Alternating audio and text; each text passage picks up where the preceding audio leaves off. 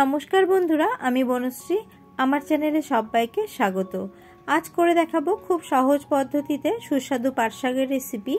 আর পাট শাক এই সময়েই পাওয়া যায়, সারা বছর কিন্তু এটা পাওয়া যায় না। আমি বাজার থেকে এক আঁটি একদম ফ্রেশ দেখে পাট শাক নিয়ে এসেছি। আমি আঁটিটাকে কেটে নিয়ে এবার শাকগুলোকে বেছে নেব। দেখুন, শাকের ওপরের দিকের অংশটাকে আমি এইভাবে ছিঁড়ে নেব, আর একটা একটা করে ভালো পাতাগুলোকে আমি এইভাবে বেছে নেব। এইভাবে সমস্ত শাকটাকে আমি বেছে নেব। বন্ধুরা, পাট শাক কিন্তু দুই রকমের হয়, একটা হলো মিঠা পাট, আরেকটা হলো তিতা পাট।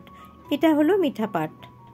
কোনো কোনো পাট শাকের পাতাগুলো একটু সরু হয়, আবার কোনো কোনো পাট শাকের পাতাগুলো এইরকম চড়া হয়। আমি সমস্ত পাট শাকগুলো বেছে নিচ্ছি, আর পোকা পাতাগুলোকে আমি ফেলে দিয়ে আমি ফিরে আসছি। পাট শাকগুলোকে আমার বাছা হয়ে গেছে। এবার পাট শাকের মধ্যেখানে একটা শিরা মতো আছে, এটাকে আমি ছিঁড়ে ফেলে দেব। এইভাবে মধ্যেখানটা ধরে টান দিলে কিন্তু এটা সহজেই ছিঁড়ে আসবে। আর এতে যদি পাতাটা ছিঁড়েও যায় তাতেও কোনো অসুবিধা নেই। এই কাজটা একটু সময় সাপেক্ষ, সাথে একজন কেউ করলে খুবই সুবিধা হবে, নয়তো আগে একটু রেডি করে রাখলে কিন্তু খুবই ভালো হবে। আমি সমস্ত শিরাগুলো ছিঁড়ে নিচ্ছি, ছিঁড়ে নিয়ে আমি ফিরে আসছি। পাট শাকের শিরাগুলোকে আমি ছিঁড়ে নিয়েছি। যে শাকের শিরাগুলো একটু শক্ত মতো সেগুলোকে ছিঁড়ে নিয়েছি, আর যেগুলো দেখুন কচি আছে সেগুলো শিরা কিন্তু ছাড়াতে হবে না। আমি দেখুন এতগুলো শিরা ছিঁড়ে নিয়েছি, আর এগুলোকে ফেলে রান্না করতে এবং খেতে দুটোই কিন্তু ভালো হবে। এবার শাকগুলোকে আমি 3-4 বার জল বদল করে আমি ভালো করে ধুয়ে নেব।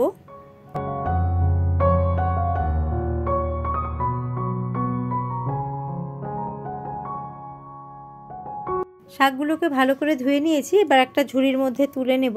অপরদিকে গ্যাসের মধ্যে আমি একটা কড়া বসিয়ে আমি 1.5 গ্লাস মতো জল দিয়ে দিয়েছি। জলটা যখন ফুটতে শুরু করেছে তখন ধুয়ে রাখা শাকগুলো দিয়ে দিচ্ছি, আর গ্যাসের ফ্লেমটাকে কিন্তু হাই করে দিয়েছি। হাই ফ্লেম করে শাকগুলোকে আমি 3 থেকে 4 মিনিট মতো ফুটিয়ে নেব, তাহলে কিন্তু শাকটা সেদ্ধ হয়ে যাবে। আর এখন যেহেতু পাট শাক সদ্য উঠেছে, তার জন্য কিন্তু বেশি সেদ্ধ করার একদমই দরকার নেই। 3 থেকে 4 মিনিট করলেই হয়ে যাবে।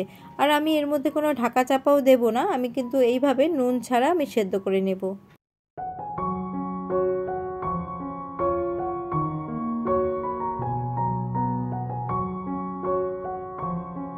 4 মিনিট মতো শাকগুলোকে সেদ্ধ করে নিয়েছি। দেখুন শাকগুলো মজে গেছে, আর সেদ্ধও কিন্তু হয়ে গেছে। এবার একটা স্ট্রেনারের মধ্যে নিয়ে আমি জলটাকে ঝরিয়ে নেব।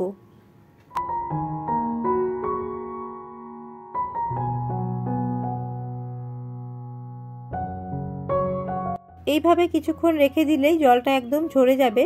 এবার মূল রান্নাটা শুরু করব। আমি গ্যাসের মধ্যে কড়া বসিয়ে দিয়ে দিয়েছি 1 টেবিল চামচ সর্ষের তেল। সর্ষের তেলেই কিন্তু এই শাকটা রান্না ভালো হবে। প্রথমে আমি একটা লঙ্কা ভেজে নিচ্ছি শাকের সাথে খাওয়ার জন্য। বন্ধুরা, আপনারাও কি পছন্দ করেন শাকের সাথে লঙ্কা ভাজা? আমাকে জানাতে ভুলবেন না। এবার লঙ্কাটা তুলে নিয়ে আমি একটা শুকনো লঙ্কাকে আমি ফাটিয়ে দিয়েছি, আর লঙ্কাটাকে একটু ভেজে নিয়ে এখানে আমি 10 থেকে 12 কোয়া রসুনকে ভালো করে থেতো করে নিয়েছি, সেটা দিয়ে দিলাম। এবার ফোড়নটা আমি কয়েক সেকেন্ড ভেজে নেব।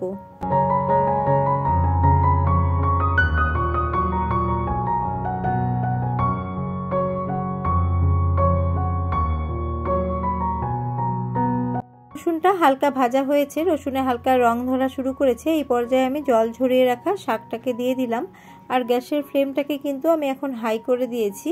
আর এর মধ্যে দিয়ে দিচ্ছি পরিমাণ মতো বা 1/4 চা চামচ মতো হলুদ গুঁড়ো। আপনারা শাকের পরিমাণ হিসেবে হলুদ গুঁড়ো এবং লবণটা দেবেন, আর আমি দিয়ে দিলাম পরিমাণ মতো লবণ। এবার আমি ফ্লেমটাকে হাইয়ে রেখে আমি নাড়াচাড়া করে নেব। তার আগে দিয়ে দিচ্ছি 2টো চেরা কাঁচা লঙ্কা। এই কাঁচা লঙ্কাটা দিলে কিন্তু ফ্লেভারটা ভালো হবে, আর যারা পছন্দ করে একটু ঝাল তারা ডলেও খেতে পারবে। এবার আমি এইভাবে একটু ছড়িয়ে ছড়িয়ে এই শাকটাকে নাড়তে থাকবো, আর ফ্লেমটা কিন্তু আমি কমাবো না, হাইয়েই রাখবো। এতে শাকটা খুব তাড়াতাড়ি যে জলীয় জলীয় ভাবটা আছে সেটা কিন্তু শুকিয়ে যাবে।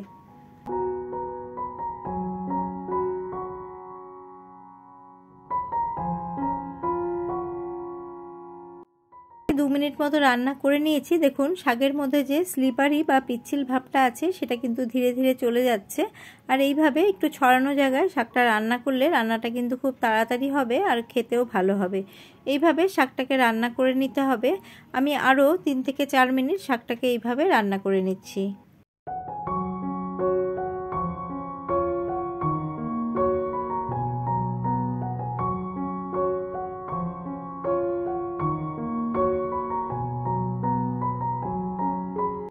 আরও কিছুক্ষণ পর চলে এসেছি। দেখুন শাকটা মজে একদম আধা হয়ে গেছে, আর শাকের মধ্যে যে স্লিপারি ভাবটা আছে সেটাও কিন্তু অনেকটা শুকিয়ে এসছে।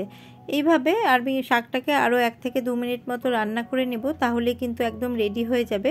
আর বন্ধুরা, আপনারা এই পর্যায়ে একটুখানি নুনটা চেক করে নেবেন, নুন লাগলে এখনই আপনারা অ্যাড করে দিতে পারেন। পাট শাক রান্না একদম কমপ্লিট হয়ে গেছে। এখন আমি গ্যাসের ফ্লেমটাকে অফ করে দিয়ে আপনাদের সার্ভ করে দেখাচ্ছি। গরম ভাতের সাথে কাসুন্দি এবং শুকনো লঙ্কা ভাজা দিয়ে পাট শাক খেতে কিন্তু অসাধারণ লাগে। পাট শাক রান্না করতে সকলেই জানেন, একবার আমার পদ্ধতিতে আপনারা রান্না করে খেয়ে দেখতে পারেন। এইভাবে রান্না করলে কিন্তু খুবই টেস্টি হয়। আর রেসিপিটি আপনাদের কেমন লাগলো জানাতে ভুলবেন না। ভালো লেগে থাকলে একটি লাইক করবেন, আর আমার চ্যানেলে নতুন কোনো বন্ধু এসে থাকলে আমার চ্যানেলটিকে সাবস্ক্রাইব করার অনুরোধ রইল। সবাই ভালো থাকবেন, সুস্থ থাকবেন। নমস্কার।